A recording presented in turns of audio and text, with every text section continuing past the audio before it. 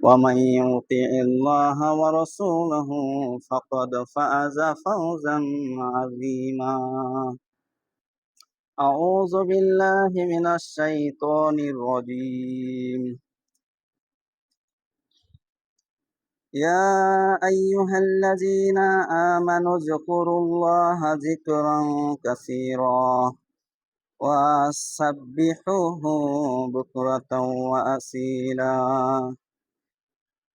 عن أبي هريرة رضي الله تعالى عنه قال النبي صلى الله عليه وسلم: كلمتان حبيبتان على الرحمن خفيفتان على اللسان ثقيلتان في الميزان سبحان الله وبحمده وسبحان الله العظيم.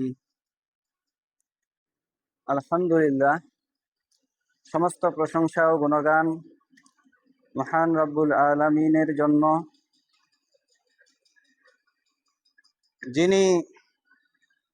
যিনার অপার মহিমায় দয়ায় মুসলিমদের মধ্যে দুইটি সিজন মৌসুমের আয়োজন করেছেন। আল্লাহর নৈকট্য, আল্লাহর উত্তম বান্দা হওয়ার অপার সুযোগ করে দিয়েছেন দুইটি বড় মৌসুমের মাধ্যমে।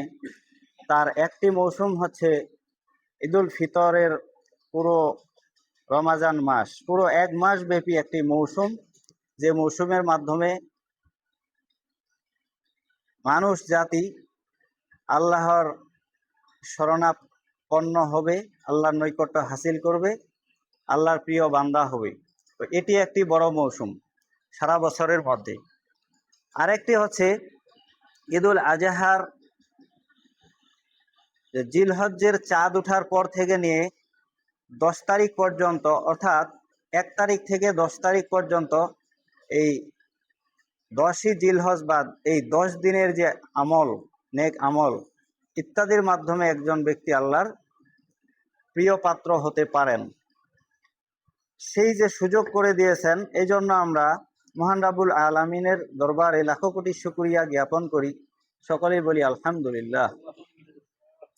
অতঃপর দরুদ ও সালাম বর্ষিত হোক আহমদে মুস্তফা খাতামুন নবীন মুহাম্মদ সাল্লাল্লাহু আলাইহি ওয়াসাল্লামের প্রতি,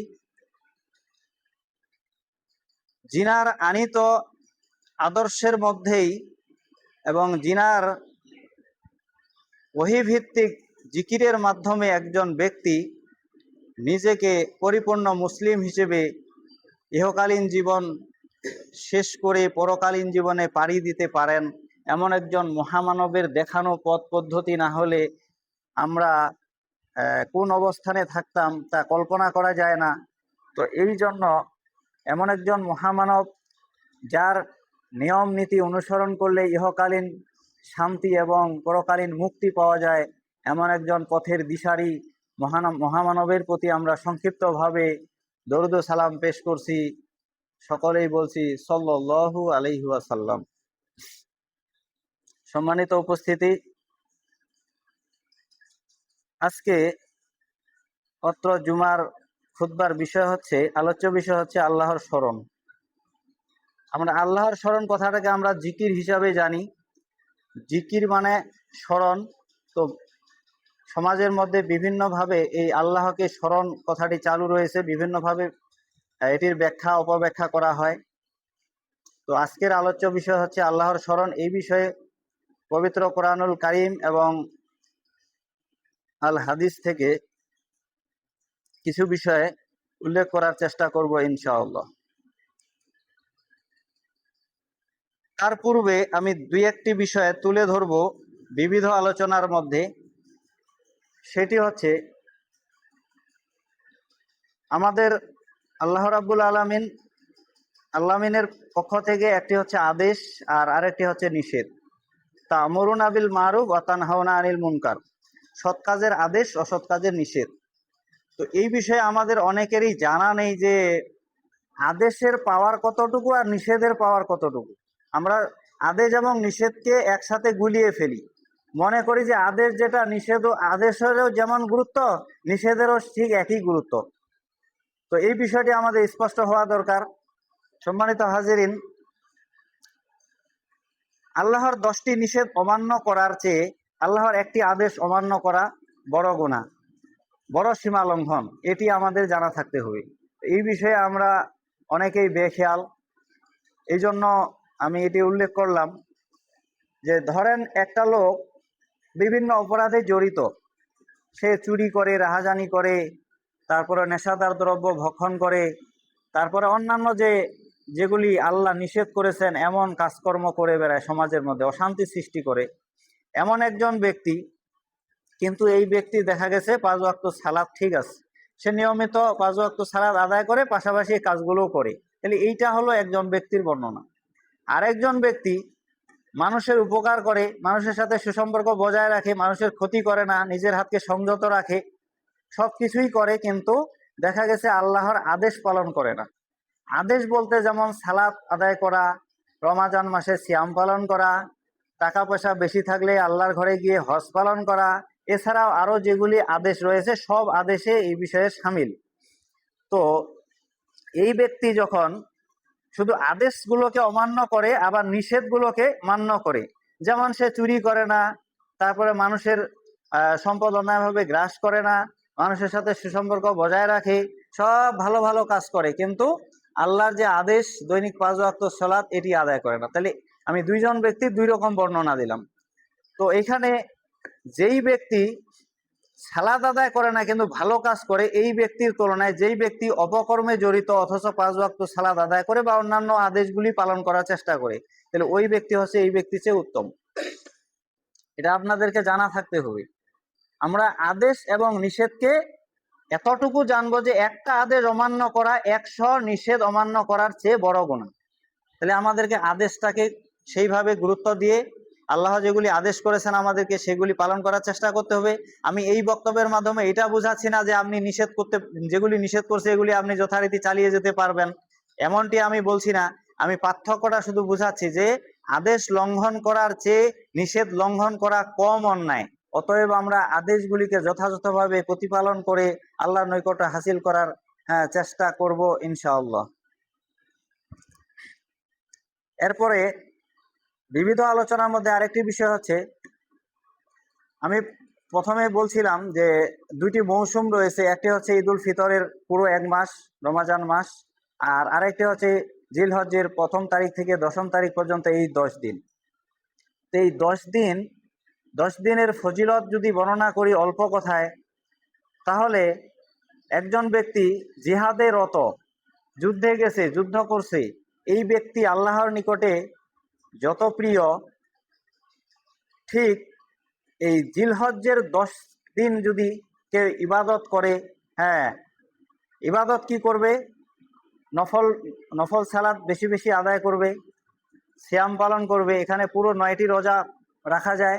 এর মধ্যে আবার আরাফাতের সিয়াম রয়েছে, যেখানে 2 বছরে গুনাহ মাফের কথা বলা হয়েছে, সগীরা গুনাহ।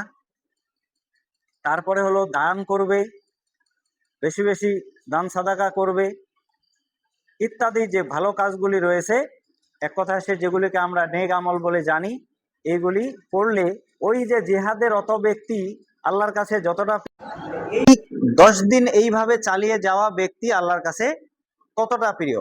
এখানে একটু পার্থক্য রয়েছে। যেই ব্যক্তি যুদ্ধে গেল, যুদ্ধে যাওয়ার পরে তার হাতের অস্ত্র, তার ঘোড়া উট যে নিয়ে গেছে, তারপরে তার যে প্রাণ রয়েছে, এই সব কিছু সে ওইখানে বিসর্জন দিয়ে আর কোনো কিছু ফিরে আসেনি। তার যা নিয়ে গেছে সব ওইখানে শেষ হয়ে গেছে, সে শহীদ হয়ে গেছে। আল্লাহর কালেমাকে উড্ডীন রাখার জন্য তার সর্বস্ব সে বিলিয়ে দিয়েছে, উৎসর্গ করেছে আল্লাহকে রাজি খুশি করার জন্য। এই ব্যক্তির বিষয়টা একটু ভিন্ন। তাহলে আমরা যে বললাম 10 দিনের নেক আমল আল্লাহর কাছে প্রিয়, তাহলে ওই জিহাদের অত ব্যক্তির, সাধারণভাবে জিহাদ করা ব্যক্তির তুলনায় প্রিয়। কিন্তু যেই ব্যক্তি চূড়ান্তভাবে শহীদ হয়ে গেছে, তার মাল সামানি আসেনি, সব সর্বস্ব বিলিয়ে দিয়েছে, ওই ব্যক্তির কথাটা ভিন্ন, সে আরো অনেক উপর অবস্থানে রয়েছে। সম্মানিত উপস্থিতি, তো আমি এখন ধাপে ধাপে তাহলে এই মোটামুটি আমি এই 10 দিনের ফজিলতের একটা দিক তুলে ধরলাম।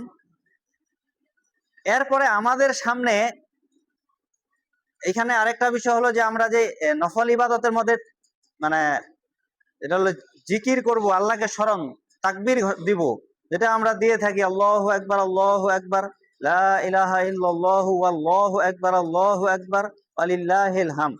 এটা আমরা যখন চাঁদ উঠবে, এই চাঁদ উঠা থেকে শুরু করে আমাদের এই তাকবীর পাঠ শুরু হবে।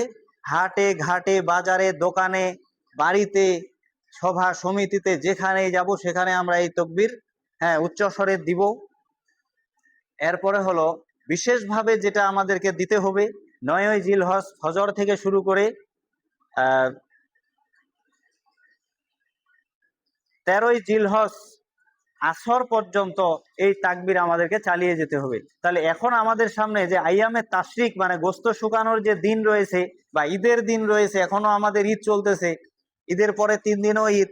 তাহলে আমাদের তাকবীর পাঠ কিন্তু এখনো বন্ধ নেই। প্রত্যেক ফরজ সালাতের পরে আমরা তাকবীর দিব, কমপক্ষে একবার দিব, বেশি পারলে বেশি দিব। তারপরে হাটে ঘাটে বাজারে যেখানে সুযোগ হবে সেখানে আমরা তাকবীর দিব, যেন আমরা আল্লাহর স্মরণ থেকে গাফিল না হই। এজন্য কোরআন মাজিদে নির্দেশনা রয়েছে, ধাপে ধাপে পরে আসবে। তো এই জন্য আমাদের এখন তাকবীর পাঠ এটা কিন্তু বন্ধ নেই, এটা কিন্তু আমাদের চলমান রয়েছে। এটা আমাদের 13ই জিলহজ আসর পর্যন্ত ইনশাআল্লাহ যথারীতি আমরা চালিয়ে যাব। এই একটি বিষয় গেল। এরপরে আমি মূল কথায় আসি যে আজকের আলোচনার বিষয় ছিল আল্লাহর স্মরণ। এই মর্মে আমি কোরআন মাজিদের কয়েকটি আয়াত এখানে চয়ন করেছি। তাহলে আমরা আল্লাহর স্মরণ বা জিকির কিভাবে আমরা গ্রহণ করব, এটাকে আমরা কি কি জিকির মানে কি, আমাদের সমাজে অনেক সময় অনেকে বিভিন্নভাবে জিকির করে থাকে। তো আসলে কি আল্লাহ এইভাবে আমাদেরকে জিকির করার নির্দেশ দিয়েছেন কিনা, এই মর্মে কোরআন এবং হাদিস কি বলে, এইগুলি আমরা আপনাদেরকে জানানোর চেষ্টা করব ইনশাল্লাহ। সমাজের মধ্যে জিকিরের নামে সাধারণভাবে যেটি জিকির সেটি হলো, সাধারণ মানুষ যে জিকিরটি করে সেটি হলো লা ইলাহা ইল্লাল্লাহ মুহাম্মাদুর রাসূলুল্লাহ। জিকির একমাত্র আল্লাহর স্মরণে হবে, এখানে কোনো ব্যক্তির স্মরণে জিকির করা যাবে না।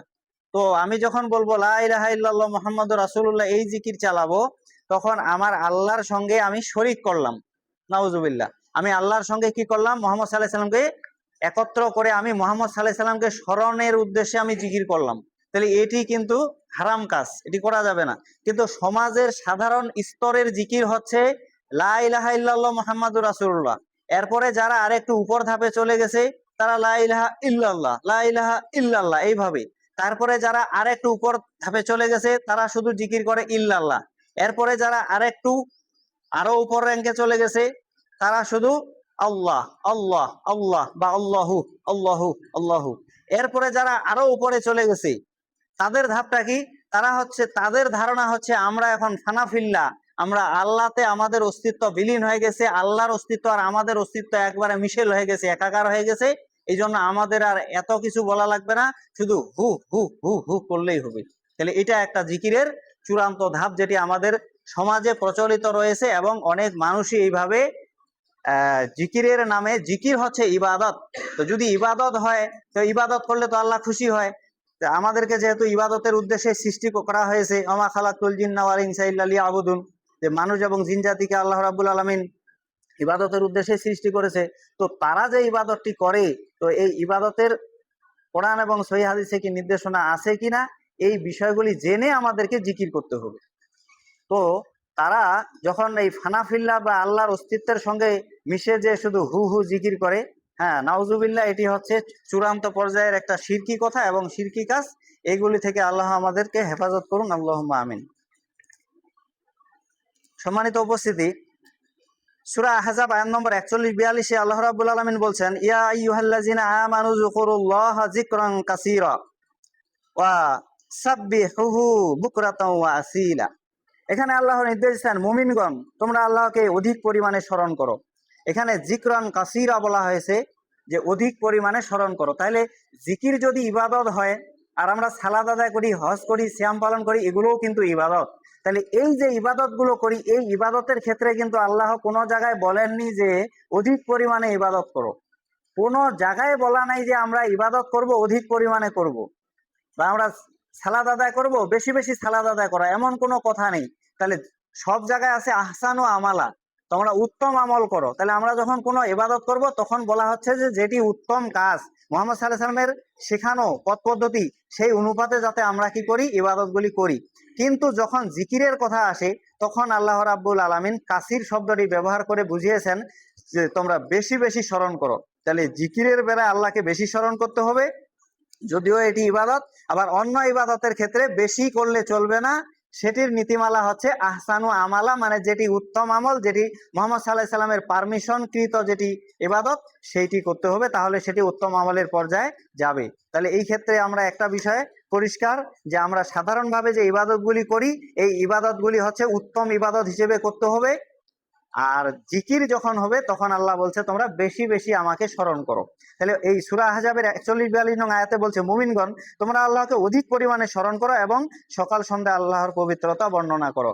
তাহলে এখানে বুকরাতাম ওয়াসিলা মানে সকালে এবং সন্ধ্যায় আল্লাহর পবিত্রতা বর্ণনা করব, পবিত্রতা বর্ণনা করব। তাহলে এইটা গেল। তো এটার ব্যাখ্যাটা কি? ব্যাখ্যা হচ্ছে এই জবানি তাসবিহ তাহলিল সকাল সন্ধ্যার জিকির। তাহলে এখানে হচ্ছে জবানি মানে আমরা জবান দিয়ে আল্লাহর কি করব, তাসবিহ পাঠ করব, সুবহানাল্লাহ, আলহামদুলিল্লাহ, লা ইলাহা ইল্লাল্লাহ, আল্লাহু আকবার। এই যে আমরা এগুলো তাসবিহ, তাহলিল, তাহমিদ, তাহমিদ মানে আল্লাহর প্রশংসা, যেটা আমরা আলহামদুলিল্লাহ বলি। তাহলিল মানে লা ইলাহা ইল্লাল্লাহ। আর তাসবিহ মানে হচ্ছে সুবহানাল্লাহ, এইটুক বলা মানে আমরা আল্লাহর পবিত্রতা বর্ণনা করছি। তাহলে এইভাবে আমাদেরকে সকালে এবং সন্ধ্যায়, তো সকাল সন্ধ্যা কখন? আসরের পর থেকে নিয়ে সন্ধ্যা পর্যন্ত এটাকে সন্ধ্যা বলা হয়। এই সময়টাতে এরপরেও স্মরণ করব, কিন্তু এই সময়টা উত্তম সময়। আর ফজরের পর থেকে নিয়ে সময়টা হচ্ছে, হ্যাঁ, মানে যখন ফজরের সময় হয় তখন থেকে নিয়ে যে কিছুক্ষণ যে সময়টা, এটা হলো সকাল সময়।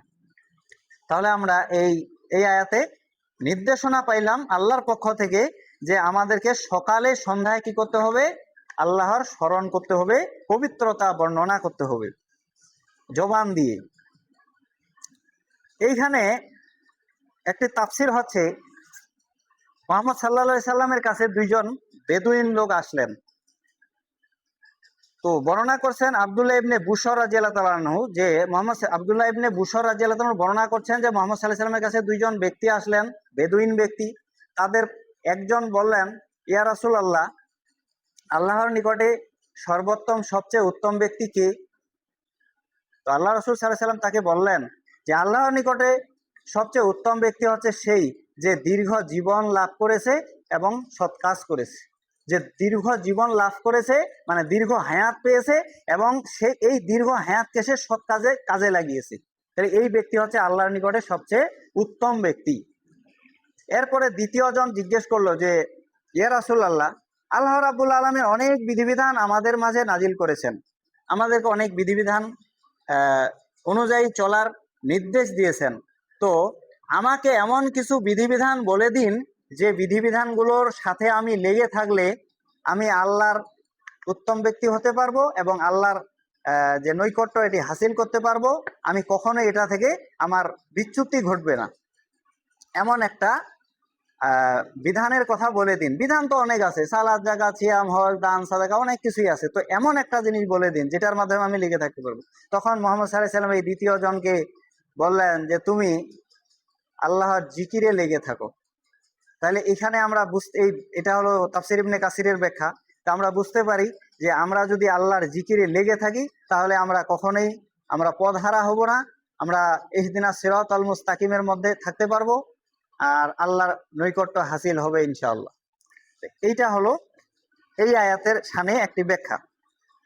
এরপরে সূরা হলো তোহা, আয়াত নম্বর হলো 14তে আল্লাহ রাব্বুল আলামিন ইরশাদ করেন, ইন্নানি আনাল্লাহু লা ইলাহা ইল্লা আনা ফা'বুদুনি ওয়া আকিমিস সালাতা লিযিকরি ওয়া আকিমিস সালাতা লিযিকরি।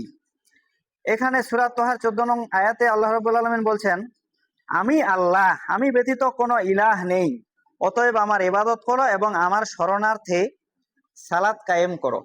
তাহলে এই আয়াতে আবার কি হুকুম পাইলাম, যে আমি আল্লাহ, আল্লাহ বলছেন যে আমি আল্লাহ, আমি ব্যতীত কোনো ইলা নেই। তাহলে আমরা যে লা ইলাহা ইল্লাল্লাহ এটার যে অর্থ করি যে লা ইলাহা কোনো ইলা নেই ইল্লাল্লাহ আল্লাহ ছাড়া, তাহলে এটা কিন্তু ভুল অর্থ। কারণ লা ইলাহা কোনো ইলা নেই ইল্লাল্লাহ আল্লাহ ছাড়া, তাহলে হিন্দুরা, বৌদ্ধরা, বৌদ্ধরা পূজা করে গৌতম বুদ্ধের, হিন্দুরা ভগবানের পূজা করে, এরকম বিভিন্ন, কেউ ঈশ্বরের করে, এরকম বিভিন্ন ধরনের যাদের তারা আরাধনা করে, তো তারাও তো কোনো না কোনো ভাবে মাবুদ। তো এই জন্য আমাদেরকে লা ইলাহা ইল্লাল্লাহর সঠিক অর্থ করতে হবে যে আল্লাহ ছাড়া সত্যিকার কোনো মাবুদ নেই। বাকি যারা মাবুদ দাবি করে তারা মিথ্যাকার মাবুদ, তারা মিথ্যা মাবুদ, তারা আসলে ভ্রান্ত, তারা সত্য মাবুদ নয়। একমাত্র আল্লাহই হচ্ছেন সত্য মাবুদ। সম্মানিত উপস্থিতি, তো এখানে আমাদের ইবাদত করো, আমার ইবাদত, যেহেতু আমি আল্লাহ, আমি ব্যতীত আর কোনো ইলা নেই, কোনো রাস্তাঘাট নেই, তাহলে এখন কি করো, তোমরা আমার ইবাদত করো আর আমার শরণার্থে সালাত কায়েম করো। তাহলে এখানে ব্যাখ্যা হচ্ছে সালাত নিজেই এক প্রকার স্মরণ। তাহলে কোনো ব্যক্তি যদি সালাত আদায় করে, তাহলে সে এমন কাজ করলো যে সে অটোমেটিক্যালি আল্লাহর স্মরণে থাকলো বা আল্লাহর স্মরণ করলো। সালাত নিজেই একটা পাওয়ারফুল একটা স্মরণের একটা বিষয়। তো এখানে আমরা এইটা পাইলাম এই আয়াতে। এরপরে সূরা আনকাবুত আয়াত ৪৯ আল্লাহ রাব্বুল আলামিন বলছেন, ইন্না সালাতা তানহা আনিল ফাহশাই ওয়াল মুনকার, নিশ্চয়ই সালাত অশ্লীল ও মন্দ কাজ হতে বিরত রাখে। তাহলে এখানে আমরা কি পাইলাম, যে সালাত যারা আদায় করে তাদেরকে কি করে, এই সালাতের পাওয়ারের কারণে তারা অশ্লীল এবং মন্দ কাজ যে সমাজে রয়েছে, আমাদের মাঝে রয়েছে, কারণ আল্লাহ যেহেতু পরীক্ষা করবেন, এই জন্য ভালো কাজও রেখেছেন, মন্দ কাজও রেখেছেন, মন্দেরও অপশন আছে, আপনার স্বাধীনতা আছে, আপনি কোনটি বেছে নেবেন, বিবেক দেওয়া আছে। এই জন্য আমাদেরকে এখানে সালাত কায়েমের মাধ্যমে আমাদেরকে অশ্লীল পাপাচারগুলি দূরীভূত করার একটা প্রক্রিয়া আমাদেরকে দেওয়া আছে। তো সালাত নিজেই এক প্রকার স্মরণ এবং এটি হচ্ছে আদেশ, আল্লাহর হুকুম। যেটি আদেশ কেমন ধরনের হয় এটি আমি প্রথমেই বলেছি, যে আল্লাহর একটা আদেশ কতগুলি নিষেধের সমপর্যায়, এটি আমি আগেই ব্যাখ্যা দিয়েছি। সম্মানিত হাজিরিন, এরপরে সূরা আনকাবুত ৪৫, তো এইটাই হলো।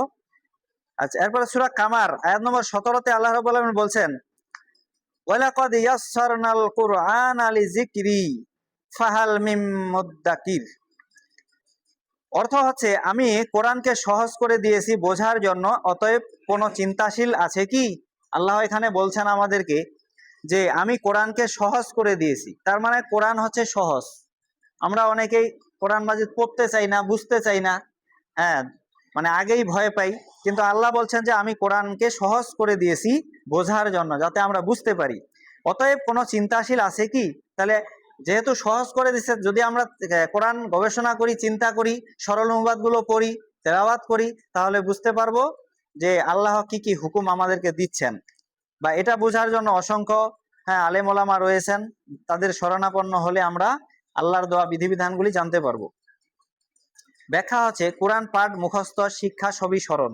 তাহলে এখানে আমরা এর আগে তো আমরা দুইটা অপশন পাইলাম, এইখানে যেটা পাচ্ছি যে কোরআন পাঠ, মুখস্থ, শিক্ষা সবই হচ্ছে স্মরণ। তাহলে যেই ব্যক্তিগুলো সারা দিন রাত কোরআন মাজিদ নিয়ে ব্যস্ত থাকে, একটা লাইন পড়ে এটা কি অর্থ বলছে, আল্লাহ কি হুকুম জারি করলো, তারপরে কোনো ওয়াজ নসিহত শুনছে, তারপরে হলো সেটি মুখস্থ করতেছে রত, যেমন হাফেজ যারা হিফজ করতেছে, তারা এটাতে রত রয়েছে, এমন যারা করতেছে তারা কি হচ্ছে, সবই স্মরণ, তার মানে তারা জিকিরের মধ্যে রয়েছে।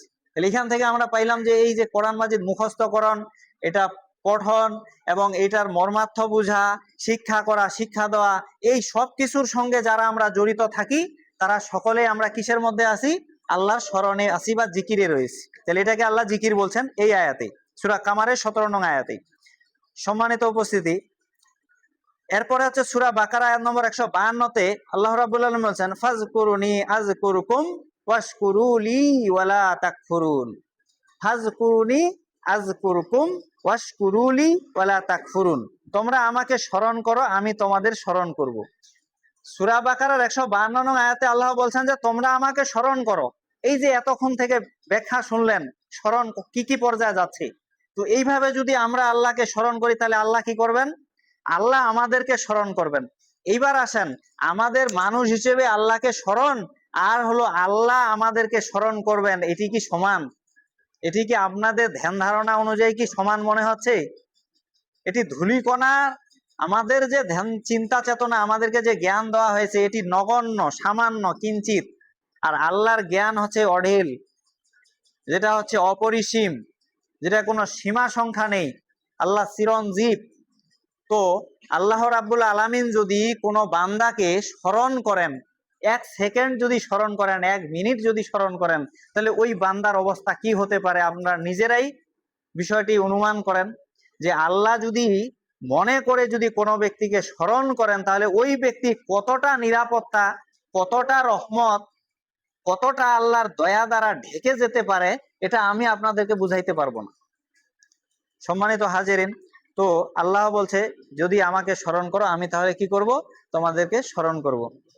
ফাজকুরুনি আজকুরকুম ওয়াশকুরুলি, অতএব তোমরা আমার কি করো, কৃতজ্ঞতা স্বীকার করো। এখন আল্লাহ বলছেন যে ওয়াশকুরুলি, তোমরা আমার কি করো, কৃতজ্ঞতা স্বীকার করো। আমি যে এই যে বিধান নাজিল করেছি, তোমাদেরকে জান্নাত জাহান্নাম ইত্যাদি ভয় দেখানো হচ্ছে, জান্নাতে সুখ শান্তির ব্যবস্থা করা আছে, এগুলো জানানো হচ্ছে, এই সব কিছুতে তোমরা কি করো, কৃতজ্ঞতা স্বীকার করো। ওয়ালা তাকফুরুন, এবং অকৃতজ্ঞ হয়েও না। তাহলে আমাদেরকে কোনো অবস্থাতেই অকৃতজ্ঞ হওয়া যাবে না, কৃতজ্ঞতা স্বীকার করতে হবে। এখানে ব্যাখ্যা হচ্ছে সকল অবস্থা বিশেষত কষ্টে আল্লাহকে ডাকাই হচ্ছে জিকির। তাহলে এই আয়াত দ্বারা, সূরা বাকারার 152 নং আয়াত দ্বারা বোঝা যাচ্ছে যে আমাদেরকে সকল অবস্থাতেই আল্লাহর জিকিরে থাকতে হবে, আল্লাহর শরণাপন্নের অবস্থায় থাকতে হবে। কি সুখে, কি দুঃখে, কি বিপদে, কি বালা মুসিবতে আপনি যেই অবস্থায় থাকেন না কেন, আপনাকে আল্লাহর স্মরণে থাকতে হবে। আর আল্লাহ ওয়াদা দিচ্ছেন এই আয়াতে, যদি আপনি আল্লাহর স্মরণে থাকেন তাহলে আল্লাহ কি করবেন, আপনাকে স্মরণ করবেন। তো আমরা বিভিন্ন বালা মুসিবতে পড়ে যাই আমাদের কৃতকর্মের জন্য, আল্লাহর ঠেকা পড়ে নেই যে আল্লাহ আমাদের উপর শুধু বালা মুসিবত দিয়েই যাবে দিয়েই যাবে। কিন্তু আমরা নিজেরাই যখন বালা মুসিবত ডেকে আনি, এটার আবার অন্য আয়াত রয়েছে যে রাসূলের একটা আদেশ অমান্য করলে বিপর্যয় নেমে আসবে। তো আমরা এইভাবে নিজেদের উপরে যখন বালা মুসিবত নিয়ে আসি, কিন্তু আমাদের ভরসা স্থল এবং এই বালা মুসিবত উত্তরণের একটাই জায়গা, সেটা হচ্ছে আল্লাহর কাছে ডাকা, আল্লাহকে বলা, আল্লাহর সাহায্য চাওয়া। এই জন্য সর্বাবস্থায় আমাদেরকে আল্লাহর জিকিরে বা আল্লাহর স্মরণে থাকতে হবে, এবং আল্লাহ এভাবেই আমাদেরকে বিভিন্ন সিস্টেমে আয়াতগুলি নাজিল করে জানিয়ে দিয়েছেন। সম্মানিত উপস্থিতি, এরপরে হচ্ছে সূরা মুনাফিকুন আয়াত নম্বর 9, আল্লাহ রাব্বুল আলামিন বলছেন, ইয়া আইয়ুহাল্লাযিনা আমানু লা তুলহিকুম আমওয়ালুকুম ওয়ালা আওলাদুকুম আন যিকরিল্লাহ। ইয়া আইয়ুহাল্লাযিনা আমানু, হে ঈমানদারগণ, হে মুত্তাকি পরহেজগার ব্যক্তিগণ, লা তুলহিকুম আমওয়ালুকুম ওয়ালা আওলাদুকুম, তোমরা আল্লাহর তোমাদেরকে আল্লাহর স্মরণ থেকে যেন গাফিল করে না দেয় তোমাদের সম্পদ এবং তোমাদের সন্তান সন্ততি। আমাদের সম্পদ, আল্লাহ রাব্বুল আলামিন যে রিজিক দান করেছেন, এই রিজিক এবং আমাদেরকে যে সন্তান সন্ততি, যে পরিবার দান করেছেন, এইগুলি যেন আমাদেরকে আল্লাহর স্মরণ থেকে কি করে না দেয়, গাফিল করে না দেয়। তাইলে এখান থেকে বোঝা যাচ্ছে যে মানুষ কখনো কখনো সম্পদের মোহে পড়ে, লোভ লালসায় পড়ে, আর সন্তান সন্ততির মায়া কান্নায় পড়ে অনেক সময় কি হয়, আল্লাহর স্মরণ থেকে পিছু পা হয়। আল্লাহর স্মরণে ব্যক্তি ওই সময় থাকে না, এগুলো নিয়ে ব্যস্ত পাগল পারা হয়ে যায়। তাহলে এই আয়াত দ্বারা আমরা এটি বুঝলাম, সূরা মুনাফিকুন আয়াত নম্বর 9, যে ইয়া আইয়ুহাল্লাযিনা আমানু লা তুলহিকুম আমওয়ালুকুম ওয়ালা আওলাদুকুম আন যিকরিল্লাহ ওয়া মান ইয়াফআল যালিকা ফাউলাইকা হুমুল খাসিরুন। যারা এটা করবে তারা ক্ষতির মধ্যে পড়বে। পরের আয়াতে আল্লাহ বলছেন যে যারা এই কাজটা করবে তারা ক্ষতির মধ্যে পড়ে যাবে। তাহলে আমাদেরকে কি অর্থ সম্পদ আহরণের ক্ষেত্রে, কি সন্তান সন্ততির লালন পালনের ক্ষেত্রে, সব ক্ষেত্রে আমাদের নীতিমালা হবে আল্লাহর স্মরণ। তাহলে আমরা আল্লাহকে যদি স্মরণ করে আমরা এই কাজগুলোতে আগাই, তাহলে আমাদের মধ্যে কোনো ধরনের ফায়েসাপনা, 2 নম্বরই, মানুষের টাকা আত্মসাৎ, তারপরে হলো সন্তান সন্ততিদের বেপরোয়া হওয়া, আরো যে বিষয়গুলি রয়েছে, নারীদের ক্ষেত্রে পর্দার বিধান, কঠোরতা ইত্যাদি, এই সব কিছু এখানে শামিল। এবং ব্যক্তি যখন আল্লাহর স্মরণে এই কাজগুলি করবে, তখন আর এগুলি এদিক সেদিক যদিও হয়, কিন্তু এই আমাদের সমাজে যেমনটা দেখা যায় এমনটা হবে না। তো এই আয়াতে আমরা এতটুকু বুঝলাম। তাহলে এখানে আমাদের ব্যাখ্যা হচ্ছে গাফিল না হওয়ার নির্দেশ। তাহলে আমরা যাতে আল্লাহর স্মরণ থেকে গাফিল না হই, এই জন্য আল্লাহ রাব্বুল আলামিন কি করতেছেন, আমাদেরকে যে তোমরা যেন গাফিল না হও। হইলে কিন্তু এই অবস্থা হবে, ক্ষতির মধ্যে পড়ে। যারা ইতিপূর্বে ক্ষতিগ্রস্ত হয়ে গেছে, হামান, কারুন, ফেরাউন, সাদাত, এই তাদের যাতে আমরা তাদের কাতারে না যাই। যেমন আব্দুল্লাহ ইবনে উবাই ইবনে সুলুল, মুনাফিকের সর্দার, ওই সে যেমন ক্ষতিগ্রস্ত, তার সাথে সাথে আমরা যেন ক্ষতিগ্রস্ত না হই, এই জন্য আল্লাহ আমাদেরকে এই আয়াতে সতর্ক করছেন। তাহলে এই আমরা মোটামুটি ৬টি কোরআনের আয়াত দ্বারা আমরা বিভিন্ন ভাবে আল্লাহর স্মরণকে বুঝলাম, যে আমরা কিভাবে কিভাবে আল্লাহর স্মরণে থাকবো।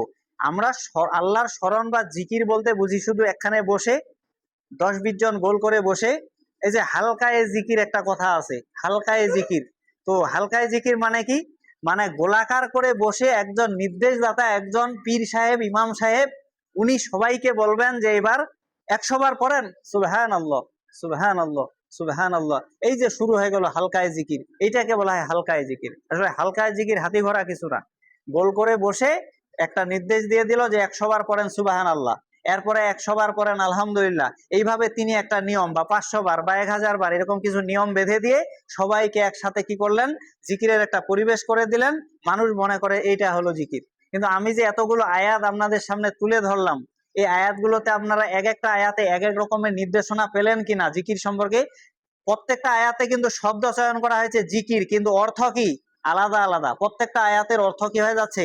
আলাদা আলাদা নির্দেশনা আসতেছে। তাহলে আমরা জিকিরকে এইভাবেই বুঝবো। আর আরেকটা জিনিস মনে রাখতে হবে, জিকির মানে একমাত্র আল্লাহর স্মরণে হবে, দ্বিতীয় কোনো ব্যক্তির স্মরণে জিকির করা হারাম, যাবে না। এক। ২ নম্বর হলো জিকির হলো ব্যক্তিগত বিষয়, একসাথে বৈঠক করে কোনো জিকির করা যাবে না। ব্যক্তির নিজের জিকির মানে স্মরণ, আমি আল্লাহকে স্মরণ করতেছি, এখন সময় বাজে 10টা, আমি উজু করে এই মসজিদে চলে আসছি, আমার কোনো পারিবারিক কোনো চাপ নেই, আমি 2 রাকাত সালাত আদায় করে সুন্দর কোরআন মাজিদ যে আছে তাকে আছে টেনে নিয়ে আমি একটা সূরা বের করে পড়া শুরু করে দিলাম, এই যে আমি জিকিরের মধ্যে আছি। এতক্ষণ তো আপনারা দেখলেন যে জিকির কেমন, কিভাবে আল্লাহ বলছে যে কোরআন পাঠ, মুখস্থ করেন, সবকিছুই জিকির। তাহলে আপনি এই যে জিকিরে লেগে গেলেন। তাহলে আমাদেরকে এইগুলি এইভাবে সমাজে, নিজের পরিবারে, ব্যক্তি জীবনে, সব ক্ষেত্রে এইভাবে আল্লাহর জিকির নামক বিষয়টাকে নিজের উপরে এইভাবে বলবৎ রেখে আমাদেরকে সামনের পথ চলার চেষ্টা করতে হবে। আল্লাহ যেন আমাদের সবাইকে এইভাবে পথ চলার তৌফিক দান করেন। সকলেই বলি আল্লাহুম্মা আমিন। সম্মানিত উপস্থিতি, এরপরে আমি যে পয়েন্টটি উল্লেখ করব সেটা হচ্ছে আল্লাহর স্মরণ বা জিকির কোরআনে 7 রকম অর্থে ব্যবহৃত হয়েছে। এই জিকির কথাটা কোরআন মাজিদে 7 রকম অর্থে ব্যবহৃত হয়েছে, 7 রকম অর্থে। কিন্তু আমরা মনে করি যে আল্লাহর জিকির, ও সুবহানাল্লাহ, আলহামদুলিল্লাহ, আল্লাহু আল্লাহু ইত্যাদি। তো 1 নম্বর হচ্ছে জবানি তাসবিহ তাহলিল, যেটা আমরা করে থাকি, সুবহানাল্লাহ, আলহামদুলিল্লাহ, তারপর হলো লা ইলাহা ইল্লাল্লাহ, আল্লাহু আকবার। লা ইলাহা বা ইল্লাল্লাহ এরকম কোনো জিকির নেই। কোন ব্যক্তি যদি ইল্লাল্লাহ জিকির করে, তাহলে অর্থ কি দ্বারা একটু অর্থ করে দেখান। ইল্লাল্লাহ, আল্লাহ ছাড়া, ইল্লাল্লাহ, আল্লাহ ছাড়া। আল্লাহ ছাড়া কি? এটা কি কোনো পুরো ভাব ফুটে উঠতেছে? এই কথার মধ্যে কি কোনো কিছু পরিষ্কার হচ্ছে? কিছুই হয় না। তাহলে এরকম আধো আধো জিকির করা যাবে না। জিকির পরিপূর্ণ যেভাবে নির্দেশনা রয়েছে মোহাম্মদ সাল্লাল্লাহু আলাইহি সাল্লামের, সাহাবীরা যেভাবে জিকির করতেন, আমাদেরকে ওইভাবেই করতে হবে। আমাদেরকে লা ইলাহা ইল্লাল্লাহ, আবার ইল্লাল্লাহ এইভাবে করে ইল্লাল্লাহ এরকম করা যাবে না। কারণ ওইখানে কি কোনো কলকলার হরফ আছে যে আপনি কলকলা করে একবারে মোটা করে দিবেন, পোর করে পড়বেন? এগুলো কিন্তু নেই, এগুলো বাড়াবাড়ি। তো 1 নম্বরে পাইলাম জবানি তাসবিহ তাহলিল। 2 নম্বর হচ্ছে সালাত সহ শরীয়তের বিধান পালন। সালাত সহ শরীয়তের অন্যান্য বিধিবিধান পালন মানে এটার নাম কি? জিকির। এটার নাম কি? জিকির। 3 নম্বর হচ্ছে কোরআন পাঠ, শিক্ষা, তিলাওয়াত, এটার নামও হচ্ছে জিকির। 4 নম্বর হচ্ছে হৃদয়ের জিকির। এবার আপনার হৃদয়েরও জিকির আছে। কি জিকির? ইহসান, অনুভব, তাফাক্কুর, মানে আপনি যে আল্লাহ রাব্বুল আলামিন যে বিধিবিধান নাজিল করেছেন, এগুলো নিয়ে চিন্তা গবেষণা করার বিষয় রয়েছে। আল্লাহর সৃষ্টি, ওই যে 7টা রং উঠে আসমানের মধ্যে বাঁকা হয়ে, হ্যাঁ, আমরা যেটাকে রংধনু বলি, যেটা রংধনু শব্দটা ব্যবহার করা উচিত নয়। হ্যাঁ, তো এই যে আল্লাহর এগুলো হচ্ছে নিদর্শন, এইগুলো দেখে আমাদের মধ্যে শিক্ষা রয়েছে, আল্লাহকে ভয় করার বিষয় রয়েছে। এইগুলোকে আল্লাহ বলছে তাফাক্কুর, মানে ফিকহি ভাষা, যেটা হলো আমাদেরকে চিন্তা করতে হবে, এগুলো নিয়ে আমাদেরকে মনোনিবেশ করতে হবে। তাহলে আমরা কি করতে পারবো? আল্লাহর জিকিরের বিষয়টা ভালোভাবে অনুধাবন করতে পারবো। আর ইহসান হচ্ছে কি? ইহসান হচ্ছে এক কথায় বললে আমার সামনে আল্লাহ, আল্লাহ আমার যা আছে সব দেখতেছেন। অন্ধকার প্রকোষ্ঠে যদি কোনো পিপিলিকাও থাকে, কোনো মানুষ যদি থাকে, এবং সেখানে সে যদি অন্যায় কাজ করে, আল্লাহ দেখছেন কিনা? অবশ্যই আল্লাহ দেখছেন। তাহলে আল্লাহ দেখছেন এটা সহজ, কিন্তু আমাকে মনে করতে হবে যে আমার সামনে আল্লাহ রয়েছেন, আমি এই কাজটা যে করতেছি এখন আল্লাহ তো দেখে ফেলবেন। তাহলে আমি কেমনে করব? একটা বাইরের একটা ছোট্ট উদাহরণ দিই। এক টিচার ছাত্রছাত্রীদেরকে একটা করে আপেল দেওয়ার পরে বলছে যে তোমরা এই আপেলটা নিয়ে বাসায় যাবা, যাওয়ার পরে এমন একটা জায়গায় খাবা যাতে কেউ না দেখে। এইভাবে নির্দেশনা দিয়ে ওই ছাত্রছাত্রীদেরকে টিচার ছুটি দিয়েছেন। এরপরে ছাত্রছাত্রীরা বাসায় গেছে, তো কেউ রান্নাঘরে গিয়ে চুপি চুপি খেয়ে ফেলছে, কেউ বাথরুমে গিয়ে ফেলছে, ওখানে কেউ নেই, একাই গেছে, আপেল নিয়ে গেছে, খেয়ে ফেলছে। এরকম বিভিন্ন জন বিভিন্ন আস্তানায় গিয়ে বিভিন্ন ফাঁক ফোকরে গিয়ে যার যার আপেল খেয়ে ফেলছে। আরেকজন ছাত্র সে আপেল তারপরের দিন ক্লাসে পকেটে নিয়ে হাজির, ক্লাসে উপস্থিত। তো বলতেছে যে তুমি সবাই তো আপেল খেয়ে এসছে, তুমি কোথায় খাইছো? যে আমি স্যার আমি অমুক জায়গায় খাইছি, আমি ওই যে দরজা আড়াল করে ওখানে খাইছি, আমি ওই যে দূরে চলে গেছি, যে ওখানে হ্যাঁ বনের মধ্যে ওখানে খাইছি, কেউ দেখেনি, লুকায় খাইছি। এরকম ভাবে সবাই যার যার মতো বর্ণনা দিল। আর একজন ছাত্র ও এনে টেবিলে হাজির করে বলতেছে স্যার আমি এই আপেল খাইতে পারিনি। কেন? তুমি কেন খাইতে পারেন? সবাই খাইছে, তুমি খাও নাই? বলতেছে আমি যেখানে যাই সেখানে আল্লাহ দেখে, আপনি বলে দিয়েছেন কেউ যাতে না দেখে, তো আমি আপেল নিয়ে যেখানে যাই সেখানে তো আল্লাহ দেখতেছে, আমি কেমনে খাবো? আপনার নির্দেশনা অমান্য করা তো আমার অধিকার নেই। তো আপনি হুকুম করেছেন যে কেউ না দেখে এমন জায়গায় খেতে, তো আমি তো যেখানে যাচ্ছি সেখানে আল্লাহ দেখছেন, আমি খাইতে পারিনি, আপনার আপেল নেন। তো টিচার তখন বলল যে আমার এই ছাত্রছাত্রীদের মধ্যে এই একটাই হলো তাকওয়াশীল, ইমানদার, পরহেজগার, মুত্তাকি ছাত্র। এর মধ্যে কি রয়েছে? ইমান রয়েছে, এবং সে সবসময় কি এই যে আমাদের যে জিকির, এই জিকিরের মধ্যে আছে। তাহলে আমাদেরকেও কিন্তু এমনটা হতে হবে। এটা একটা গেল। এরপরে সম্মানিত উপস্থিতি, 5 নম্বর পয়েন্ট হলো বিপদে কষ্টে আল্লাহকে স্মরণ। তাহলে এই যে 7 রকম অর্থের মধ্যে এগুলো আসতেছে, তাহলে আমরা বিপদে পড়লেও আল্লাহকে স্মরণে করতে হবে। বলা যাবে না যে মরার আল্লাহ কি আমার এই একটাই সন্তান এটাই নিয়ে গেল, এখানেই চোখটা পড়লো আর দেখে না, এরকম ধরনের কথা বললে ইমান থাকবে না। এগুলো খুব খারাপ কথা। মানে কোনো অবস্থাতে আল্লাহর সামনে এরকম বেয়াদবি বা এই ধরনের কথা উচ্চারণ করা যাবে না। আল্লাহ বিপদ, আল্লাহ আমাকে সৃষ্টি করেছেন, আমাকে 20 বছর ভালো রেখেছেন, আর 2 দিন আমি অসুস্থ হয়ে আছি, এত পাগল পারা হওয়ার কিছু নেই। তো আইয়ুব আলাইহিস সালামের ঘটনা তো জানেন যে তিনি কঠিন পীড়ায়, তার পোকা হয়েছিল, এই ব্যাখ্যা ভুল। তিনি কঠিন রোগে, দুরারোগ্য রোগে তিনি রোগী ছিলেন, এটা সত্য। তখন তার স্ত্রী তাকে বলছিল যে আল্লাহ আমাদেরকে আর কতদিন পরীক্ষা করবেন। তখন তিনি রেগে গিয়েছিলেন যে আল্লাহ আমাকে এতদিন সুস্থ ভালো রাখলেন, আর এই সামান্য কটা দিন আমি অসুস্থ হয়ে আছি, তাতেই তুমি এই কথা কেন বলবে? তার স্ত্রীকে তিনি কিন্তু খুব রাগ করেছিলেন। তাহলে আমাদেরকেও কিন্তু এটা স্মরণ রাখতে হবে যে আমাদেরকে আল্লাহ এই যে আমার ধরেন যে আমার 35+ বয়স, আর এই বয়সের মধ্যে আমি এখনো ওইরকম কোনো ধরনের কোনো রোগে রুগী হয়ে থাকি নেই। 2, 4, 10 দিন, 5 দিন সামান্য জ্বর ত্রুটি হয়, সামান্য হয়তো আল্লাহ পরীক্ষার জন্য এগুলো পাঠান, তাতে আমি এখন কি করব? আল্লাহর উপর রাগান্বিত হয়ে কিছু বলবো? এরকম ভাষা উচ্চারণ করা যাবে না, যেটা এখানে আমাদের জিকিরের বেলায় আমরা বুঝতে পারলাম। সম্মানিত উপস্থিতি, 6 নম্বর হচ্ছে গাফিলতা থেকে বাঁচা, আল্লাহকে ভুলে না থাকা। তাহলে আমরা যেন আল্লাহকে কোনো অবস্থাতে ভুলে না থাকি, আমরা যেন গাফিল না হয়ে যাই। এটা একটা অর্থ এই আল্লাহর জিকির নামের অর্থ। এরপরে হচ্ছে 7 নম্বর হচ্ছে ইবাদত সমূহে উল্লেখিত বিশেষ জিকির, যেমন হজ, সালাদ ইত্যাদি। মানে ইবাদতের ক্ষেত্রে যেগুলো আমরা পালন করি, যেমন হজ করি, সালাদ আদায় করি, সিয়াম পালন করি, এগুলো হচ্ছে ইবাদতের ক্ষেত্রে, ওই জিকিরের ক্ষেত্রে এগুলো শামিল। তাহলে এই 7 রকম অর্থে আল্লাহর জিকির কথাটি এইভাবে আল্লাহ রাব্বুল আলামিন চয়ন করেছেন। এতক্ষণ থেকে আমি আপনাদেরকে জিকির বিষয়টি উল্লেখ করছি কোরআনুল কারিমের বিভিন্ন আয়াত থেকে।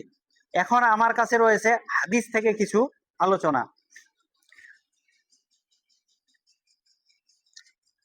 সম্মানিত হাজিরিন,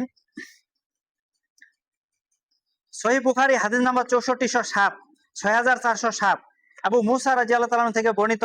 তিনি বলেন, নবী সাল্লাল্লাহু আলাইহি ওয়াসাল্লাম বলেছেন, মাসালুল লাযিনা ইয়াযকুরু রাব্বাহ ওয়াল লাযিনা লা ইয়াযকুরু রাব্বাহ মাসালুল হাইয়্যি ওয়াল মাইয়িত। এইখানে রাসূল সাল্লাল্লাহু আলাইহি সাল্লাম বলেছেন যে যে তার প্রতিপালকের জিকির করে আর যে করে না, তাদের উপমা হলো জীবিত আর মৃত ব্যক্তি। তাহলে যেই ব্যক্তি আল্লাহর জিকির করে সে জীবিত, আর যে জিকির করে না সে কি? মৃত। এটি কি আমার কথা? এটি মুহাম্মদ সাল্লাল্লাহু আলাইহি সাল্লাম বলে গেছেন, বুখারীর হাদিস। এখানে মানে সুচ ঢুকানোর কোনো উপায় নেই, হাদিস দুর্বল করার বা হাদিসকে অমান্য করার কোনো রাস্তাঘাট নেই। তাহলে এই হাদিস দ্বারা প্রমাণ হচ্ছে যে যেই ব্যক্তি আল্লাহর জিকিরে নাই, আল্লাহর জিকিরে নাই মানে 5 ওয়াক্ত সালাত আদায় করে না, দান করে না, তারপরে হলো মানুষের প্রতি ইহসান করে না, মানুষের প্রতি রূঢ় আচরণ করে, এই যে এই ধরনের যত পশু প্রাণীর প্রতি নির্দয় আচরণ করে, এক হাঁটু কাদার মধ্যে বেঁধে রাখে, সারাদিন আছে, মশা কামড়াচ্ছে, ওইভাবে লালন পালন করতেছে, সারাদিন কষ্ট হয়েছে, দুপুরে পানি দেখায় না, কোনো দেখভাল নাই, রাত 10টার দিকে গরু ঘরে নিয়ে যায়, এরকম আরো বিভিন্ন উদাহরণ দেওয়া যায়। তাহলে এই সব ব্যক্তি এরা কি, এরা জিকিরে নেই, মানে আল্লাহর জিকিরে নেই। আর যেই ব্যক্তি আল্লাহর জিকিরে নেই, এই হাদিস দ্বারা প্রমাণ হচ্ছে সেই ব্যক্তির কি মৃত মানুষের মতো, সে মানে মারা গেছে, সে আর বেঁচে নেই। তাহলে এখানে এইভাবেই মোহাম্মদ সাল্লাল্লাহু আলাইহি সাল্লাম জিকির বিষয়টাকে উল্লেখ করেছেন। এরপরে তিরমিজি 3377 নম্বর হাদিস, আবু দারদা রাদিয়াল্লাহু তাআলা থেকে বর্ণিত, তিনি বলেন রাসূল সাল্লাল্লাহু আলাইহি সাল্লাম বলেছেন, আমি কি তোমাদেরকে সর্বোত্তম আমলের কথা বলবো না? বলতেছে, আলা উনাব্বিউকুম বি খায়রি আমালিকুম, বলতেছে আমি কি তোমাদেরকে সর্বোত্তম আমলের কথা বলে দিব না? তো সেটি হচ্ছে কি, জিক্রুল্লাহ, আল্লাহর জিকির। বলতেছে সর্বোত্তম একটা আমল হচ্ছে কি আল্লাহর জিকির। তাহলে যত আমল আছে উত্তম, আমরা জানি এই যে সর্বোত্তম, তারপর হলো তরতমর একটা পার্থক্য আছে বাংলার ক্ষেত্রে। যখন অনেকগুলি ইবাদতের মধ্যে একটাকে বলা হবে এটি সর্বোত্তম, তার মানে সর্বোত্তম শুধু এটি এমন নয়, আরো আছে, বিষয়টা এইরকম। আর যখন বলা হবে তর দিয়ে, তখন একজনের অপেক্ষা আরেকজন বোঝাবে, মাত্র দুইটা জিনিসের তুলনা বোঝাতে তর ব্যবহার হয়। আর তম ব্যবহার হয় অনেক, মানে একই লেভেলের অনেক কিছুই রয়েছে, তার মধ্যে এটাও একটা উচ্চতম বিষয়, এরকম। তো এইখানে এইভাবে বলছে যে সর্বোত্তম আমলের কথা বলবো না, আর তা হলো কি জিক্রুল্লাহ, আল্লাহর জিকির। তাহলে তিরমিজির হাদিস থেকে আমরা সর্বোত্তম একটা আমলের কথা একটা জানতে পারলাম। এরপরে বুখারী ৭৫63 নং হাদিসে আবু হুরায়রা রাদিয়াল্লাহু তাআলা থেকে বর্ণিত, নবী সাল্লাল্লাহু আলাইহি সাল্লাম বলেছেন, দুটি কালেমা রয়েছে যেগুলো আমি যেটি খুতবার প্রথমেই উল্লেখ করেছিলাম, যে কালিমা তানে হাবিবাতানে। হাবিবাতানে মানে হচ্ছে কি প্রিয়, হাবিব মানে প্রিয়। তো কালিমাতানে এমন কালেমা, হাবিবাতানে প্রিয়, কালিমাতানে হাবিবাতানে আল্লাহর রহমান, মানে রহমানের নিকট প্রিয়। রহমান হচ্ছে আল্লাহর 99টি গুণবাচক নামের মধ্যে একটি।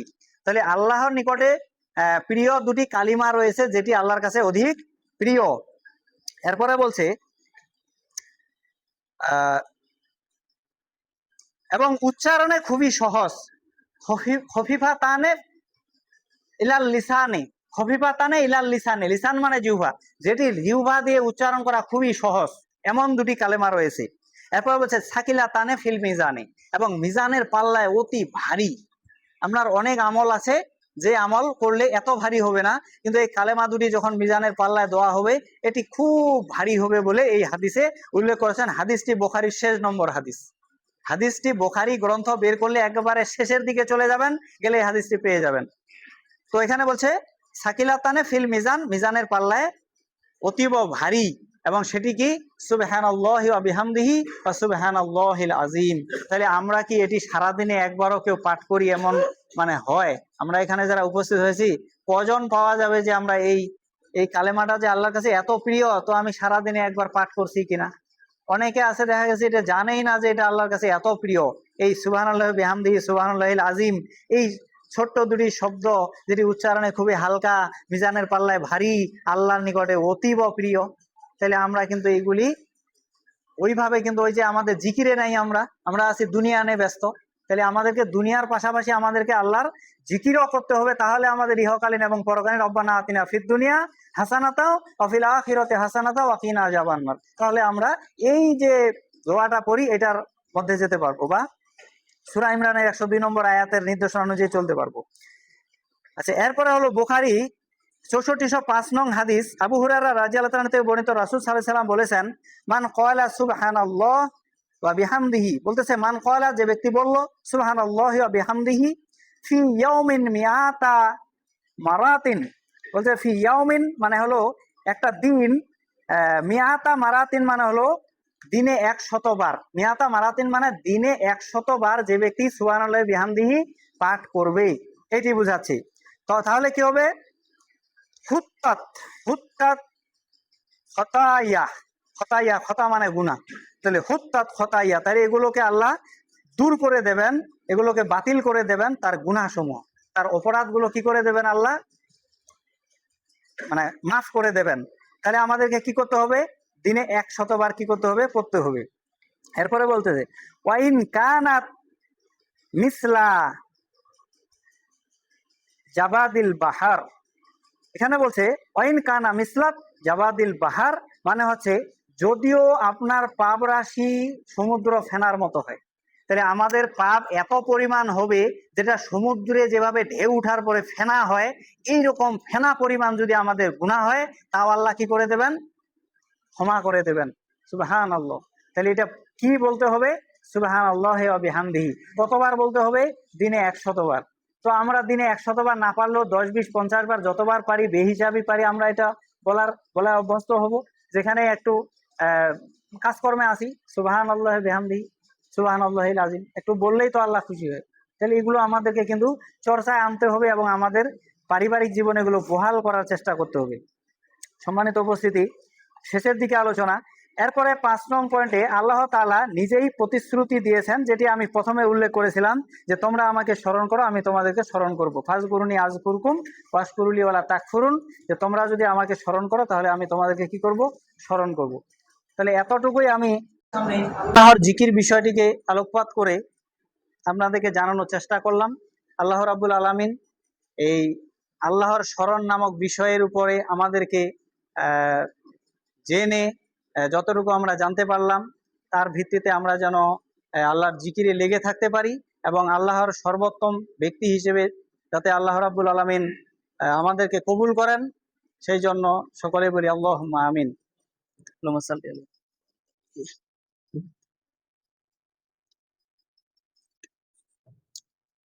আলহামদুলিল্লাহি ওয়াহদাহু ওয়াসসালাতু ওয়াসসালামু আলা মান লা নাবিয়্যা বা'দা। আউযু বিল্লাহি মিনাশ শাইতানির রাজীম। ইন্নাল্লাহা ওয়া মালাইকাতাহু ইউসাল্লুনা আলান নাবী ইয়া আইয়ুহাল্লাযীনা আমানু সাল্লু আলাইহি ওয়া সাল্লিমু তাসলিমা। আল্লাহুম্মা সাল্লি আলা মুহাম্মাদিন ওয়া আলা আলি মুহাম্মাদ কামা সাল্লাইতা আলা ইব্রাহিম ওয়া আলা আলি ইব্রাহিম ইন্নাকা হামিদুম মাজিদ। আল্লাহুম্মা বারিক আলা মুহাম্মাদিন ওয়া আলা আলি মুহাম্মাদ কামা বারাকতা আলা ইব্রাহিম ওয়া আলা আলি ইব্রাহিম ইন্নাকা হামিদুম মাজিদ। রব্বানা আতিনা ফিদ দুনিয়া হাসানাতাও ওয়া ফিল আখিরাতি হাসানাতাও ওয়া কিনা আযাবান নার।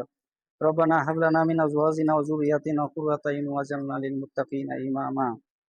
ربنا اغفر لي ولوالدي وللمؤمنين يوم يقوم الحساب. ربنا اغفر لنا ولإخواننا الذين سبقونا بالإيمان ولا تجعل في قلوبنا غلا للذين آمنوا ربنا إنك رؤوف رحيم. সম্মানিত উপস্থিতি, একটি বিষয় হচ্ছে সম্প্রতি যে বিষয়গুলি, তার মধ্যে একটি বিষয় হচ্ছে সম্প্রতি যে বিষয়টি ঘটে, এটি ইমামের বলে দেওয়ার একটা বিষয় রয়েছে খুতবায়। তো সেটি হচ্ছে যে আমরা অনেক সময় নেটের মাধ্যমে দেখে থাকি যে ভারতবর্ষে গরু কুরবানিকে নিয়ে বিভিন্ন বিতর্কিত আলোচনা হচ্ছে। তো আমাদেরকে জানা থাকতে হবে যে সরকার যদি এভাবে কোনো বিধিবিধান আরোপ করে, তাহলে এটা যদি কেউ লুকিয়ে বা ছেপে যদি এই কাজটি করে, তাহলে তার গুনাহ হবে। তাহলে তার কি হবে? গুনাহ হবে। ওইখানকার যে যারা মানে প্রশাসনিক বিভাগ, তারা যেহেতু আইন করছে যে গরু জবাই করা যাবে না, নিষিদ্ধ, তাহলে কোনো মুসলিম যদি জোর করে গরু জবাই করার চেষ্টা করে, লুকিয়ে করে, তাহলে এটি তার জন্য নেকির বদৌলতে কি হবে? গুনাহের কারণ হবে। কেন হবে?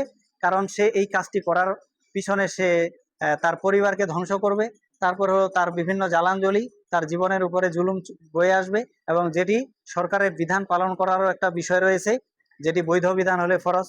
তো সেখানে এই মুসলমানদের অস্তিত্বকে আগে রক্ষা করে তারপরে হিসাব করতে হবে। আর কুরবানি যেহেতু ফরজ নয়, এটি আপনারা ইতিমধ্যে জেনে গেছেন, যেটি সুন্নতে মুআক্কাদা। যেমন আমরা অনেক সময় জোহর আসরে মাগরিবের সুন্নাহগুলি আদায় করি না, এটাও যেমন আদায় করি না, যেমন আমরা গুনাহগার হই না। কোনোভাবে কুরবানি করতে না পারলেও আপনি গুনাহগার হবেন না। তো আপনি ছাগল, মেষ, দুম্বা ইত্যাদিও কুরবানি করতে পারেন। গরুই কুরবানি করতে হবে, গরু কুরবানি করাই শর্ত এমন তো নয়। আর আমাদের সমাজে আরেকটা বিষয় আছে যে গরুর গোস্ত না খাইলে কিসের মুসলমান? আসলে মুসলমান গরু গোস্ত খাওয়ার সঙ্গে যুক্ত নয়। মুসলিম, আপনি আল্লাহর অস্তিত্ব এবং মোহাম্মদ সাল্লাল্লাহু আলাইহি সাল্লামকে আল্লাহর রাসূল হিসেবে মেনে নিয়েছেন, আপনি মুসলিম। এটা হালাল প্রাণী, আপনি খেতেও পারেন, নাও খেতে পারেন। আপনি জীবনে একদিন খান নাই, তাই আপনি এখন মুসলিম হন নাই, এই বিষয়টি ভুল ধারণা। তো যাই হোক, আল্লাহ রাব্বুল আলামিন আমাদের সবাইকে ক্ষমা করে দিয়ে রাসূলের পদ্ধতি অনুযায়ী চলার তৌফিক দান করুন। আমাদের যারা মারা গেছে তাদের কবরের শাস্তি মাফ করে জান্নাতের সাথে সুসম্পর্ক করে দিন। আল্লাহ রাব্বুল আলামিন যারা বিভিন্ন নিরাপত্তাহীনতায় রয়েছে, যারা বিভিন্ন বালা মুসিবতে রয়েছে, বিভিন্ন হাসপাতালে বা ক্লিনিকে রয়েছে, তাদেরকে আরোগ্য